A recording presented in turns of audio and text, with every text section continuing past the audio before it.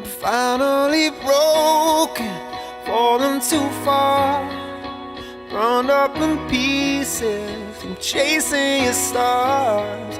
With twilight approaching, all that I've seen, I could never get over what you've done to me.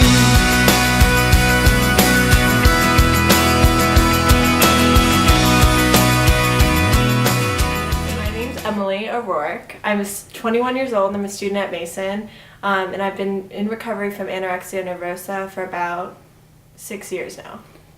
Well, for as long as I remember, when I was about 8 years old, I remember being the chubbier friend, and I always thought I was the chubbier friend. I didn't like wearing two-piece swimsuits. I didn't like wearing Sophie shorts because all my friends were thinner than me, and I didn't like it. I remember it bothering me. I was in a school talent show when I was like about 8 years old, and I was really upset that my friend Taylor wore a size small and I wore a size medium, and that's always bothered me.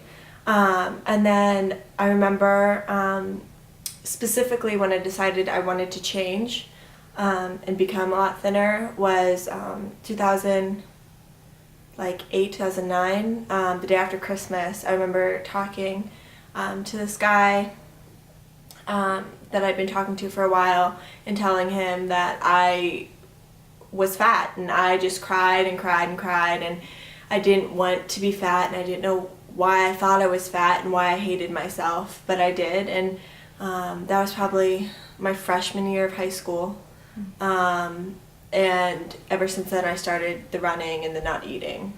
From the time I was diagnosed, I was a size 12 in children's sizes. I had to shop at Justice. I could not fit into juniors' clothing. I was 16 years old, and that's pretty awful. You could see the rib cages all around my body. You could see the chest splayed. Here, I had the pointiest shoulders you would ever seen. They were more square than rounded. My knees, which were already knobby enough, got knobbier, and I had the inglorious thigh gap. But thigh gaps, they're not sexy, they're not hot, they're a disorder, they're sickness. Like that. Oh, it broke me. I remember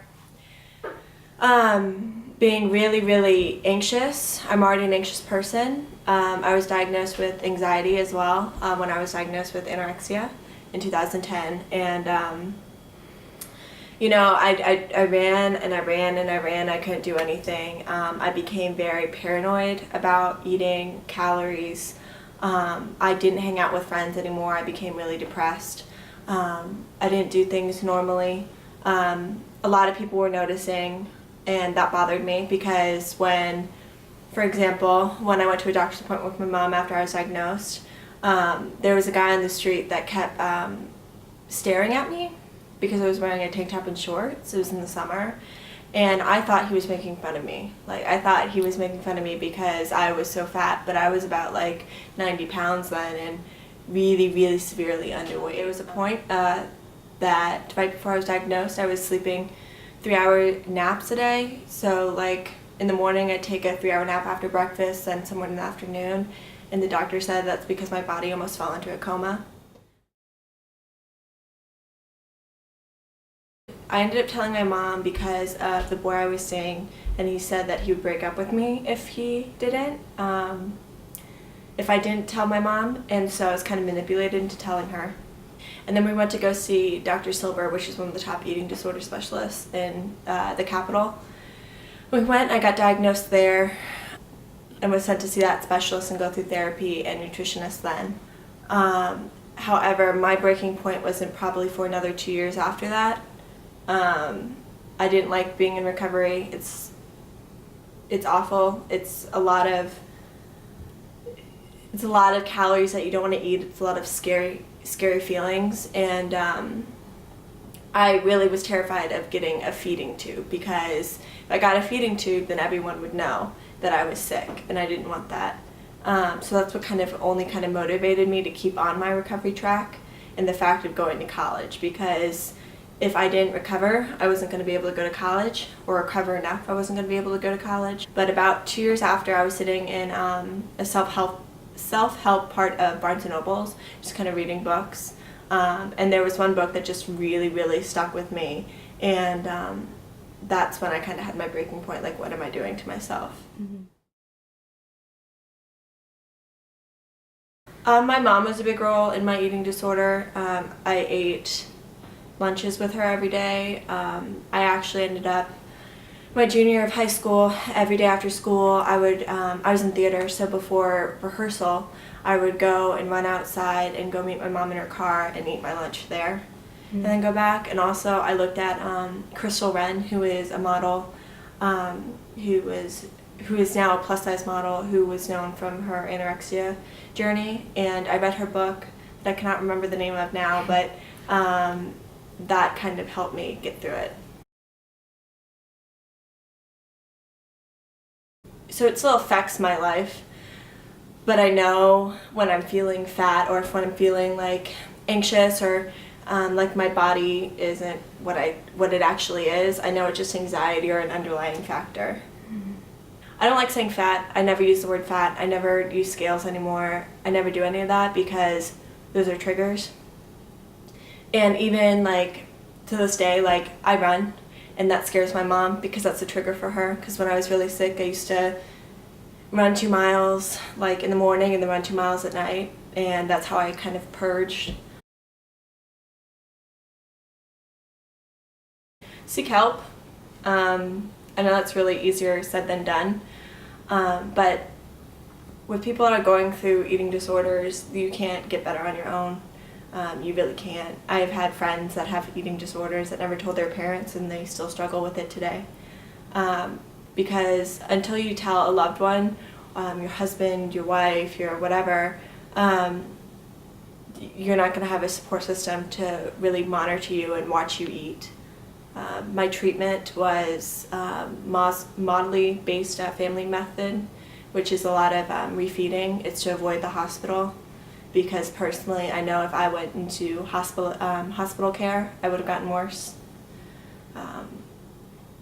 So you just really need a support system. Whether it's, I had a support system with my family, but I also had a really great medical staff and counseling staff.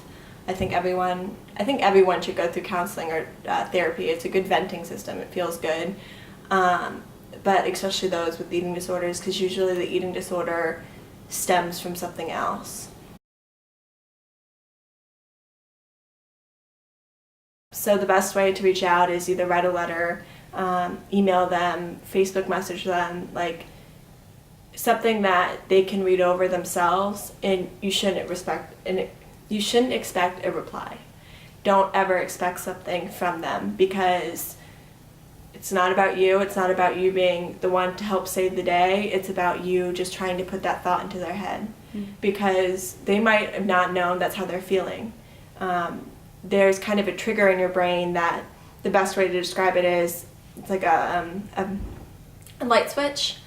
Once you starve your body enough, you can go from happy to healthy, happy to unhealthy in like 2.5 seconds. Like, because once you starve your body enough, the light switch switches down and you think you're fat. And even if you wear a size 1 or a size 0, like, you can still think you're fat.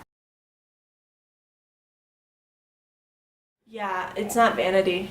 That's always what pops into my head, and man, that kills me, because I took, when I was in high school, my sophomore year, I took psychology, and we learned about eating disorders, and they didn't know that there was an anorexic sitting in the room right there. I actually ended up having to tell my teacher, so I could skip class those days, because I couldn't handle talking about it. But there were plenty of comments like, oh, why are those people so vain? Like, they think it's all about them, they need to be thinner, like, that's so stupid. It's not vain, it's mental illness, and mental illness has such a stigma in this world, especially. But the girls that are starving themselves, or throwing up, or running, or binge eating, like, it's not about vanity, it's not about how you look, it's about how you feel. These girls hate themselves. I've been there, I've hated myself for plenty of years, and I thought that maybe if I lost a couple pounds, I would be worth something. It wasn't because, oh, I'll be pretty. Sure, that could have been a part of it, but at the end of the day, when I went through all my counseling, it was maybe if I was thinner, I would be worth something to someone. Because right now, right here, I'm worthless. I have no worth. And just with our society, it's just like, especially with food focus, everything in proportion is fine. You don't have to be some vegan who likes green juice and almond butter all day long to be happy and healthy. I'm not that person. My God, no.